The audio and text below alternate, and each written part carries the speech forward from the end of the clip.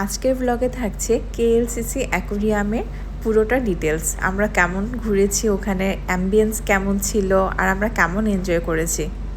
শুরুতেই বলে রাখি, আপনি ওখানে যেখানেই ঘুরতে যান না কেন, আপনি যদি আগে থেকেই টিকিট অনলাইনে বুকিং করে যান তাহলে আপনাকে সেখানে দাঁড়িয়ে কাউন্টারে ওয়েট করতে হয় না এবং কোথাও কোনো দেরি হয় না। আর বাইরের দেশের মানুষ আসলে এই ব্যাপারগুলোতে অনেক বেশি কনসিয়াস। তো যাই হোক, আমরা সেখানে টিকিট অনলাইনে আগেই বুক করে রেখেছিলাম, মোটামুটি একদিন আগে। আর টিকিটের প্রাইস কত ছিল সেটা একটু পর আপনাদের সাথে শেয়ার করছি। দাঁড়ান, আগে পুরোটা ঘুরি তো আমরা এই অ্যাকুরিয়ামে। পুরোটা দেখে তারপর ডিসাইড করা যাবে টিকিটের দাম যত ছিল অ্যাকচুয়ালি সেটা ওয়ার্থ দিচ্ছিল নাকি ওয়ার্স ছিল। তো যাই হোক, এখানে আমরা প্রথমেই ঢুকে এই যে প্রত্যেকটা জায়গায় ছোট ছোট ফিশ, পাখি, আরও অনেক বিভিন্ন ধরনের প্রজাতি, তো প্রত্যেকটা নামই আসলে ওখানে দেওয়া ছিল। যখন আমি দেখছিলাম একটা একটা করে সাথে, খুবই ভালো লাগছিল। আর প্রত্যেকটা ফিশও ভিতরে দেখতে এত সুন্দর, আসলে আমি প্রত্যেকটা প্রজাতির নামই এখন ভুলে গেছি, যদি আমি বলতে পারছি না। আমরা যে পাশটা ঘুরছি এ পাশটা পুরোটাই ছিল ফিশের, আর কিছু ছিল ছোট ছোট গিনিপিগ, আরও বিভিন্ন ধরনের প্রজাতি। আর এর মধ্যে এমন কিছু মারাত্মক ধরনের প্রাণী ছিল যে দেখলেও ভয় লাগছে। বাবা জীবনে কখনো দেখিনি ওরকম ধরনের প্রাণী। আর এই দেখুন, এটা তো আমি প্রথম দেখছি। এরা বালির মধ্যে জাস্ট বসে ওরকম করেই বডিটাকে নাড়াচ্ছে। আর ওখানে কিছু ছোট ছোট ফিশ, আর ওই যে ভেতরে দেখুন কি ছোট্ট মতন কাচের প্লেট রেখে ওটাকে ডেকোরেশন করেছে। আর কিছু এখানে ভাঙা প্লেটও রেখেছে। আর এই যে দেখুন কি অদ্ভুত এই লম্বা মাছগুলো কেমন করে দৌড়ে দৌড়ে যাচ্ছে।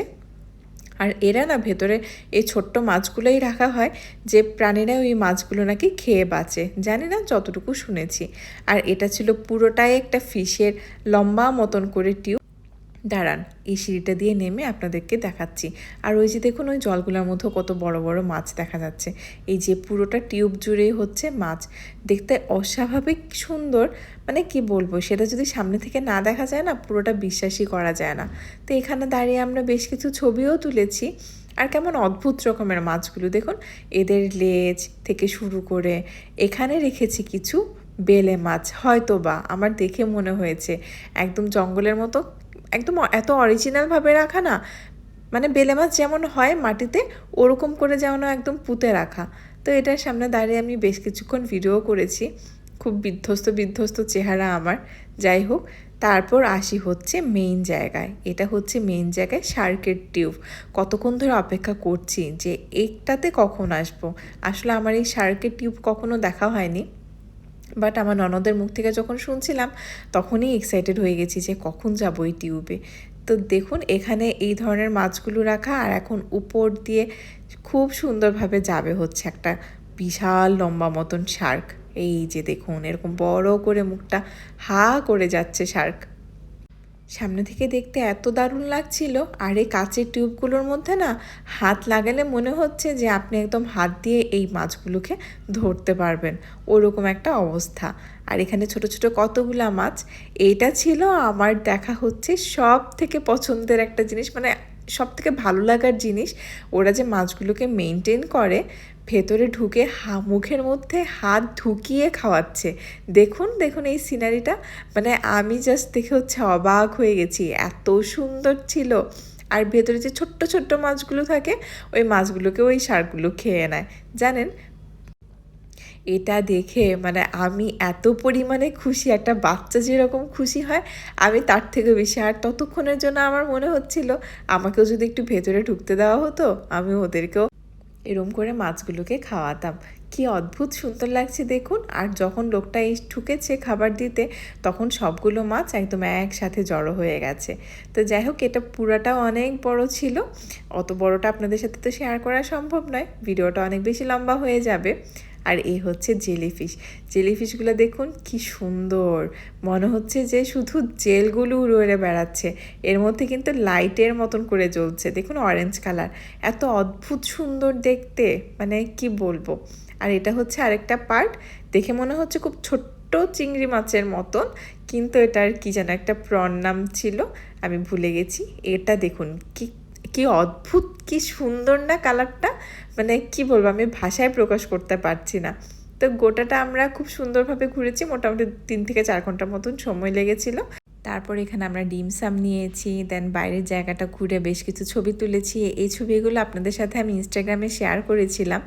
তো যাই হোক, তারপর সন্ধ্যার দিকে আমরা চলে গিয়েছিলাম একটা ইলেকট্রনিক মলে। ওখানে বেশ কিছুক্ষণ সময় ঘোরাঘুরি করে দেন আমরা ডিনার করতে চলে এসেছি। এখানে নিয়েছি আমরা পমফ্রেট মাছ, রাইস, মানে প্রচণ্ড খিদে পেয়েছিল তাই ভিডিও পুরোটা করার সময় পাইনি। আর তারপর ওখান থেকে ঘুরেই আমরা এখানে একটা জায়গায় এসেছি। এই জায়গাটার নাম হচ্ছে জালান আলোর। তো এই জায়গাটা খুব জমজমাট, স্ট্রিট ফুড থেকে শুরু করে ভালো ভালো রেস্টুরেন্ট সব কিছুই আছে। আমরা এখানকার একটা রেস্টুরেন্টে খেয়েছি।